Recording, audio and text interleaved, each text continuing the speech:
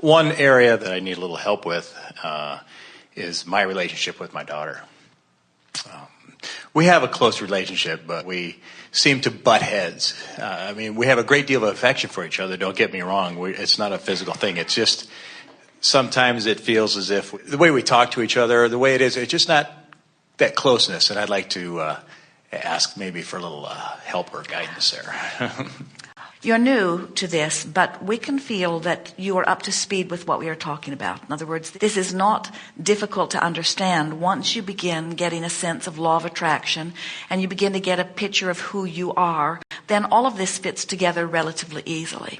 So think about, as you spend time with anyone, especially your children, and you see them living their lives, with everything you see them live, you have an attitude, you care about the outcome of their experience. So as you watch them living the contrast of their life, you're launching rockets of desire on their behalf into your vibrational escrow.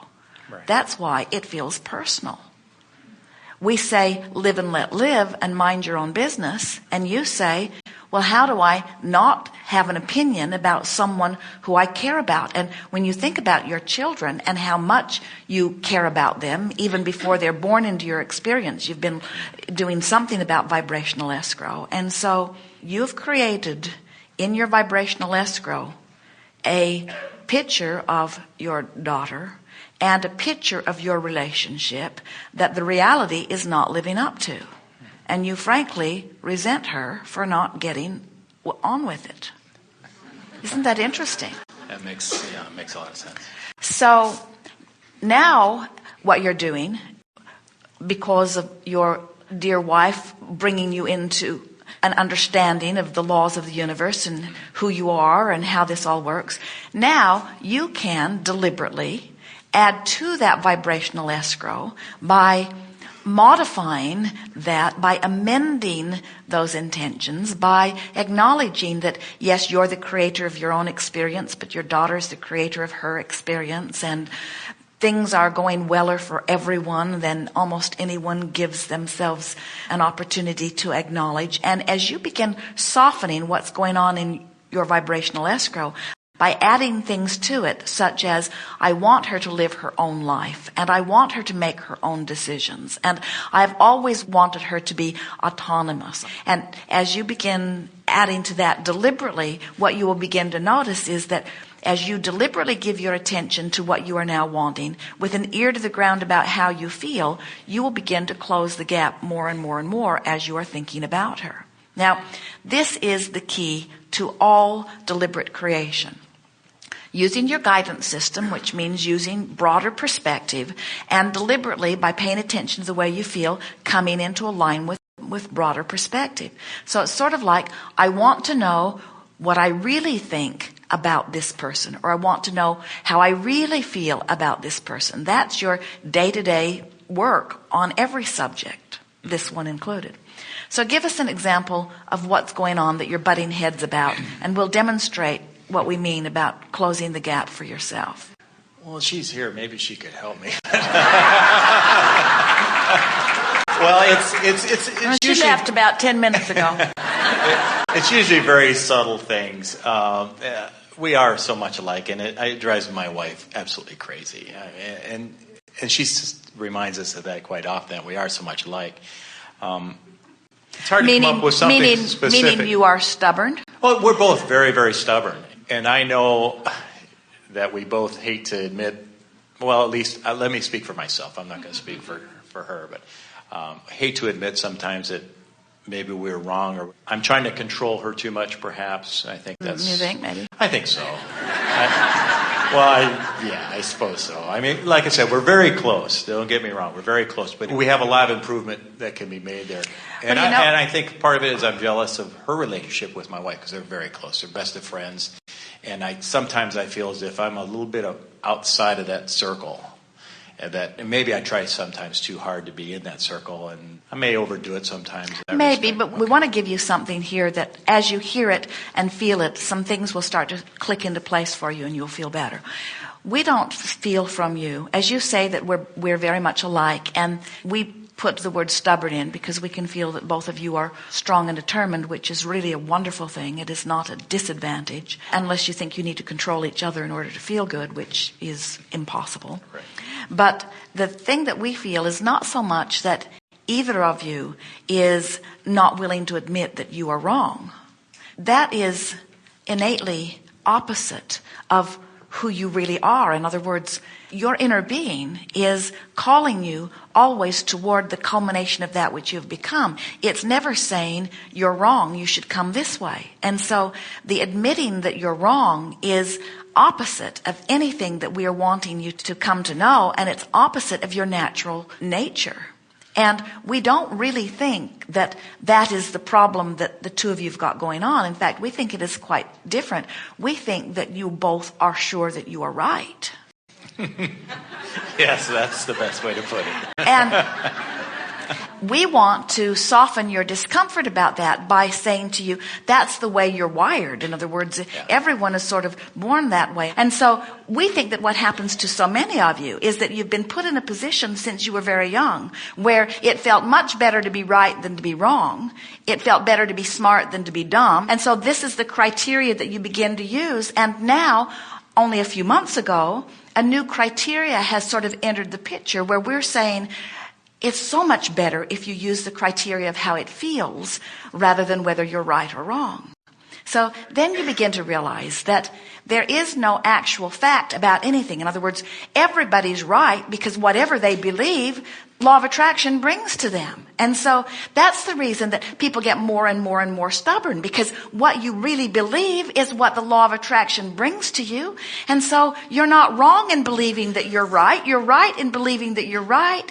It's just that you're not looking at it from a broad enough point of view, you see. And very often, powerful teachers come together and come into relationships like this, very meaningful relationships. In other words, there's a lot of people that are stubborn like that sort of get in your way, and it just sort of wears thin after a while, and you just go away from them. You go get another job, or you leave them in some way. But it's not so easy to do with those people who are your family. And so often you choose other stubborn ones. And who would be more stubborn than someone who has decided to come forth into physical experience, weigh the pros and the cons, the pluses and the minuses, give birth to new desire, and create their own reality? In other words, don't you think it's logical that you would want to sift through this and come to your own conclusions about what you want?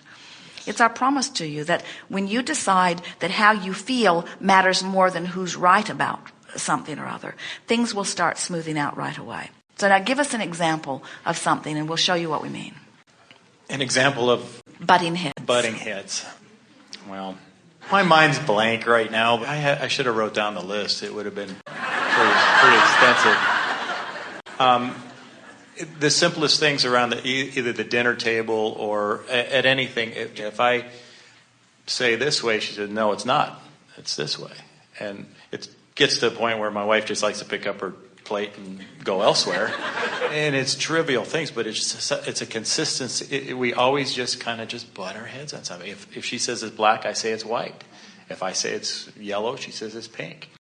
And it's that pushing of the buttons back and forth, whether she's trying to control what I'm doing or I'm trying to control what she's doing or thinking. Like I say, it's nothing serious. We understand that it's wearing, and it seems to be a factor that diminishes your joy. And it's interesting as we listen to you, because we can feel that you're not wanting to push against her. You're just sort of telling it like it is. And you are wanting to accept as much responsibility for it as you're wanting to give her. Oh, absolutely. Now let's just think about the general idea of this. So I say something. We're standing in your shoes. Mm-hmm. I say something. And when I stop and think about why I'm saying it, why am I saying what I'm saying? Why do I convey something to anyone anyway? What's my reason? Am I wanting to convince them of something? Am I just wanting to explain my point of view? Why would I take the trouble to formulate thoughts into cohesive sentences and express them to another person? What's my reason for doing that? And why do I feel such ownership about it? Well, what we want you to understand is that you've been living life for a long time, and that you were born to synthesize life. You were born to consider it and to evaluate it and to come to conclusions. It's the nature of creation. And so you're wired that way. Everyone is. You're wired that way. So I've lived something, and I've been gathering data, and law of attraction has been responding to my vibration. And each time I focus upon something, law of attraction brings more to it. And as I focus upon that, law of attraction brings more to it, until this thought that I'm focused upon, that now I'm feeling inspired to speak about, is like something that I'm giving birth to. You feel ownership of it because it is the product of your life. In other words, in the way that the tomato plant achieves a blossom and then a tomato, or an apple tree finds a bud and then an apple, you are giving birth to these thoughts. So you give birth to an idea, and she gives birth to an idea, and if those two ideas are not vibrationally compatible, and often they are not, then each of you takes this defensive sort of stance as you are, without even realizing it, wanting to protect the thing that you have given birth to. There is this shortage or lack mentality that says there are only a few ideas to go around, or there's only so much. In other words, it's this feeling that if I'm right, then you've got to be wrong. It's this inability to recognize that everybody can be right, and that law of attraction will sort it out.